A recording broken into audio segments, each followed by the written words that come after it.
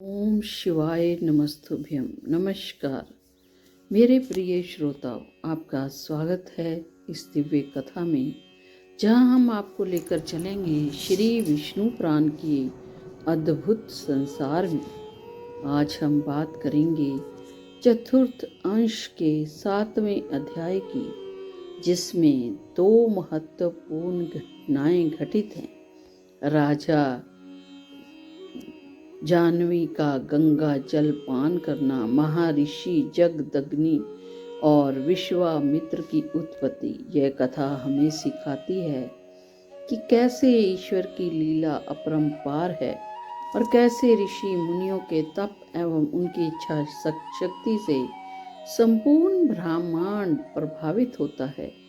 तो चलिए कथा का प्रारंभ करते हैं, लेकिन उससे पहले अगर आप हमारे चैनल पर नए हैं तो कृपया इसे सब्सक्राइब करें, इस वीडियो को लाइक करें और अपनी राय हमें कमेंट में ज़रूर दें। आपके सहयोग से हमें और भी प्रेरणा मिलेगी ऐसी दिव्य कथाओं को आप तक पहुंचाने की। तो नंबर 1, जाह्नू का गंगा पान।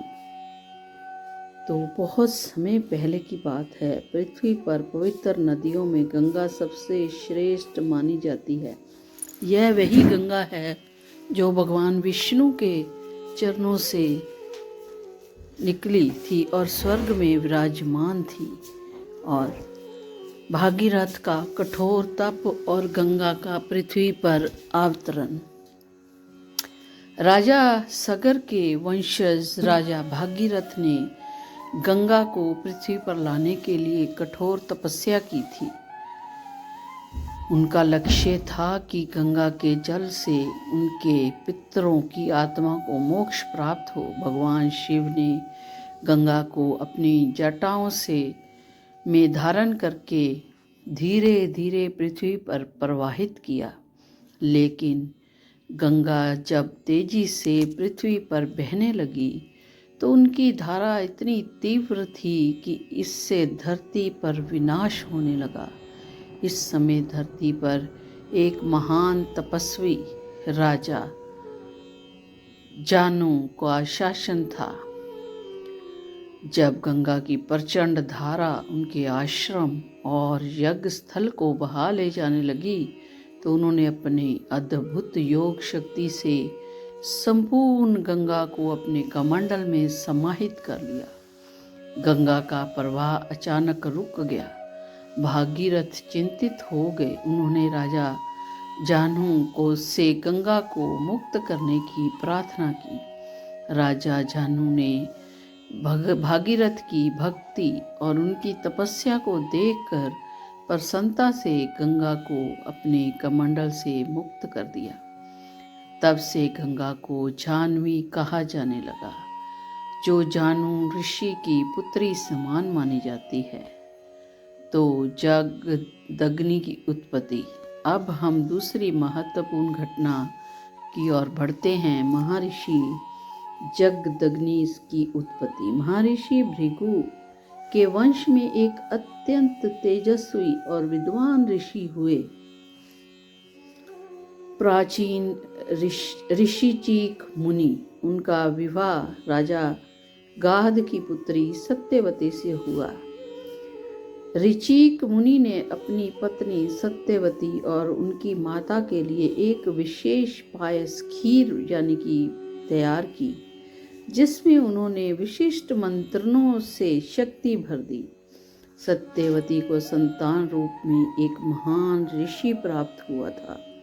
सत्यवती की माता को एक शक्तिशाली क्षत्रिय पुत्र प्राप्त होना था, लेकिन गलती से सत्यवती और उनकी माता ने अपने अपने पायस यानी कि खीर को आपस में बदल लिया। इसका कारण सत्यवती से जगदग्नि नामक एक तेजस्वी और क्षत्रिय गुणों से युक्त ऋषि उत्पन्न हुए। तो नंबर 3, विश्वामित्र की उत्पत्ति। अब हम आते हैं तीसरी और सबसे रोचक घटना, विश्वामित्र की उत्पत्ति। राजा गाध के पुत्र विश्वामित्र एक अत्यंत पराक्रमी और प्रतापी राजा थे। वे एक महान क्षत्रिय थे, लेकिन उनका हृदय वैदिक ज्ञान और तपस्या की ओर आकर्षित था। उन्होंने महर्षि वशिष्ठ से दिव्य ज्ञान प्राप्त करने की चेष्टा की, लेकिन वशिष्ठ ने उन्हें क्षत्रिय कहकर अस्वीकार कर दिया। विश्वामित्र ने ठान लिया कि वे भी एक महान ब्राह्मण ऋषि बनकर दिखाएंगे। उन्होंने कठोर तपस्या की और अंततः ब्रह्म ऋषि बनने में सफल हुए। विश्वामित्र ने न केवल अपनी क्षत्रिय शक्ति से देवताओं को प्रभावित किया, बल्कि अपनी तपस्या से समय ब्रह्मा, विष्णु और महेश को भी प्रसन्न कर दिया। तो कथा का सार क्या है? कथा का सार यह है, इस अध्याय से हमें कई महत्वपूर्ण शिक्षाएं मिलती हैं, जैसे कि नंबर 1, समर्पण और तपस्या की शक्ति, यानी कि राजा भागीरथ की साधना ने गंगा को पृथ्वी पर लाया। और नंबर 2, संयम और शक्ति का संतुलन। राजा जानु ने अपनी शक्ति का प्रयोग गंगा की धारा को रोकने और फिर उसे सही दिशा देने के लिए किया। भाग्य का खेल।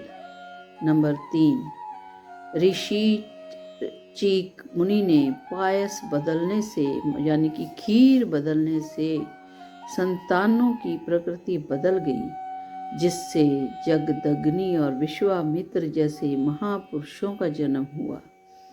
संघर्ष और आत्म सिद्धि। नंबर 4, क्षत्रिय होते हुए भी विश्वामित्र ने कठिन तपस्या से ब्रह्म ऋषि का पद प्राप्त किया। तो प्रिय श्रोताओं, श्री विष्णु पुराण के इस अद्भुत प्रसंग में हमने देखा कि कैसे ईश्वर की लीला अपार है और कैसे तप, त्याग और दृढ़ संकल्प से कोई भी अपने लक्ष्य को प्राप्त कर सकता है। अगर आपको यह कथा पसंद आई हो तो इसे लाइक करें और अपने मित्रों और परिवारजनों के साथ साझा करें और हमारे चैनल को सब्सक्राइब करें। और ईश्वर आप पर कृपा बनाए रखें और हम आपको इसी तरह और भी रोचक कथाएं सुनाते रहें। जय श्री हरि, जय श्री हरि, जय श्री हरि। बोलो विष्णु भगवान की जय। बोलो शिव शंकर भगवान की जय। गणपति गणेश महाराज की जय। ओम नमः शिवाय। शिव जी सदा सहाय।